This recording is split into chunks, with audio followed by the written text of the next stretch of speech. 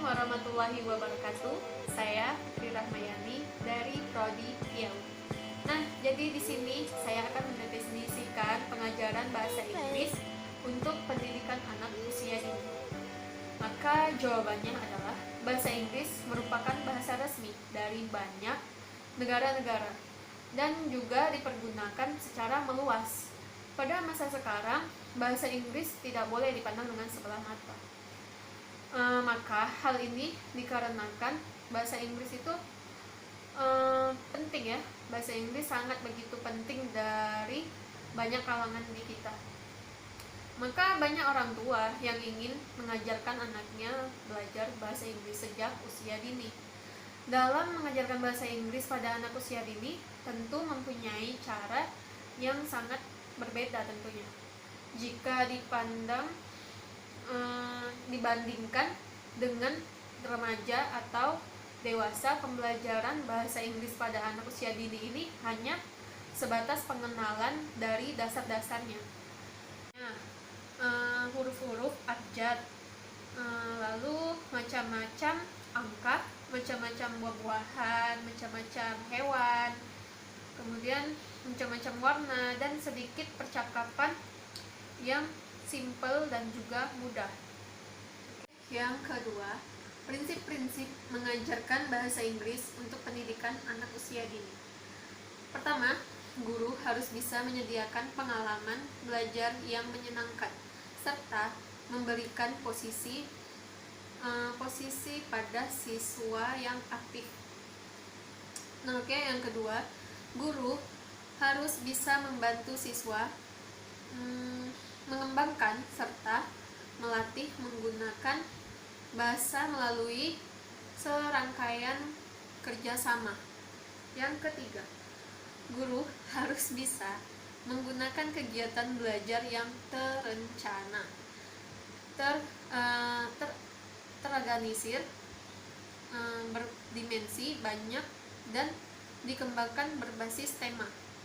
Yang keempat, guru harus bisa memberikan input pembelajaran yang bermakna dengan tindakan yang mendukung pembelajaran, seperti halnya pembelajaran scaffolding.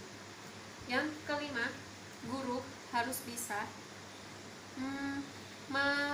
mengintegrasikan bahasa Inggris dengan pengetahuan diri yang sesuai dengan usia para siswanya. Yang keenam, guru harus bisa membuat pengajaran bahasa Inggris, bahasa Indonesia, serta budayanya saling menguatkan dan juga melengkapi.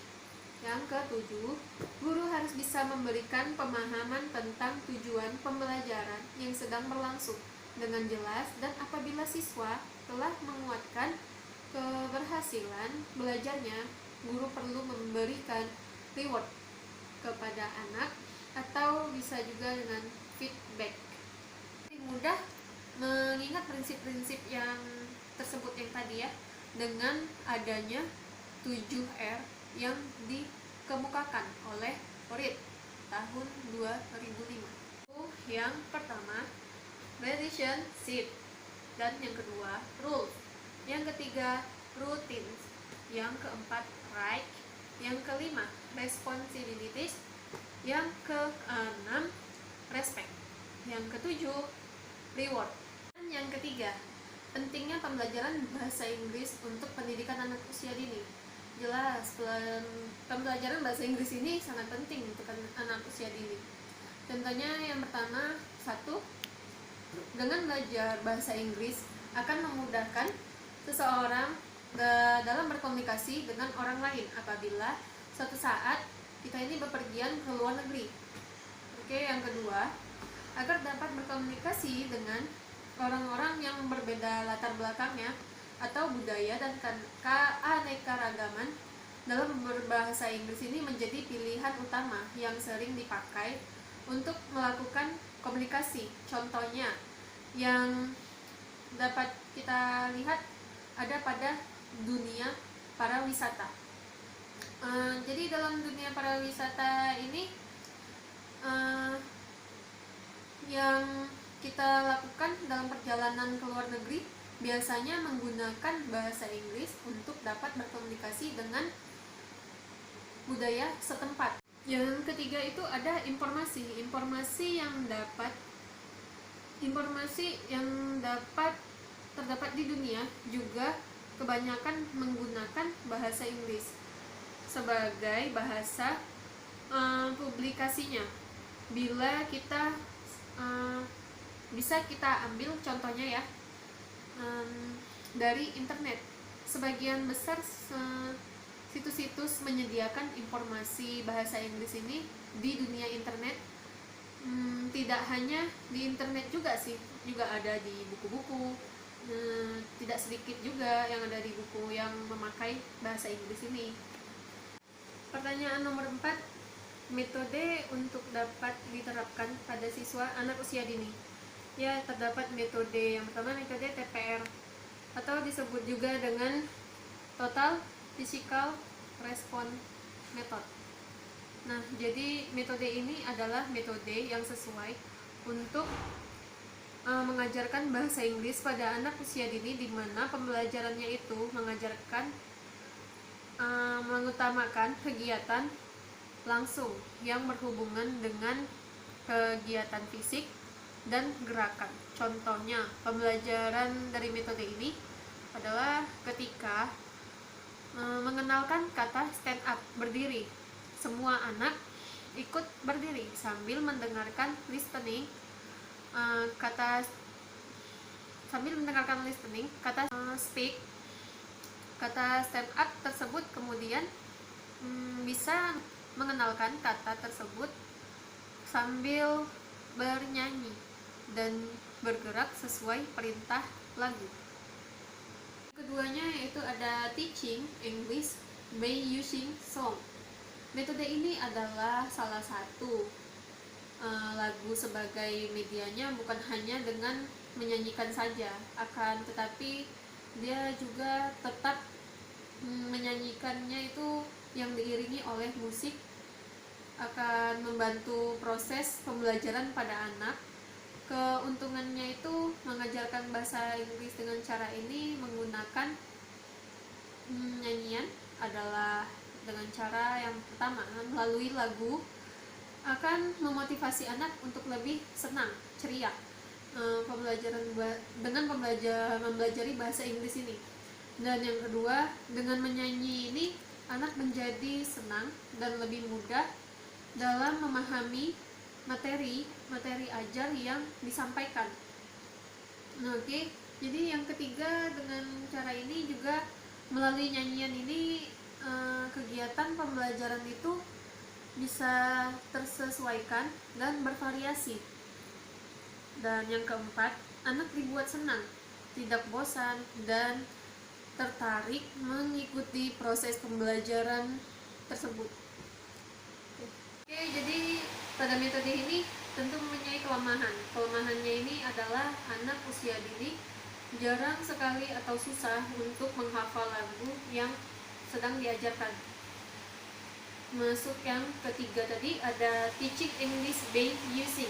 Teaching English by using games ini pembelajaran bahasa Inggris dengan menggunakan permainan.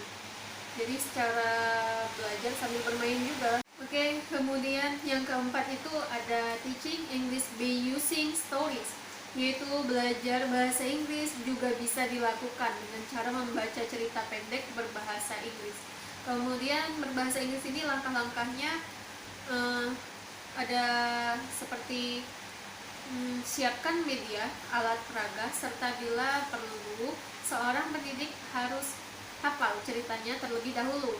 Nah, jadi di sini harus hafal terlebih dahulu ceritanya.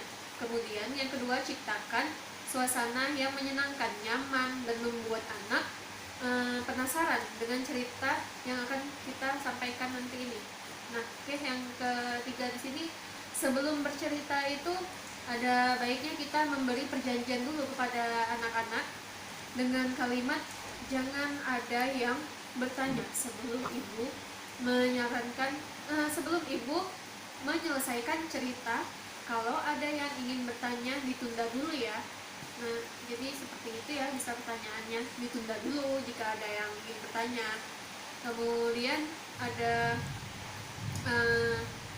nah kemudian barulah kita bacakan cerita dengan penuh semangat. Dari cerita tadi juga kita buat semenarik mungkin gitu.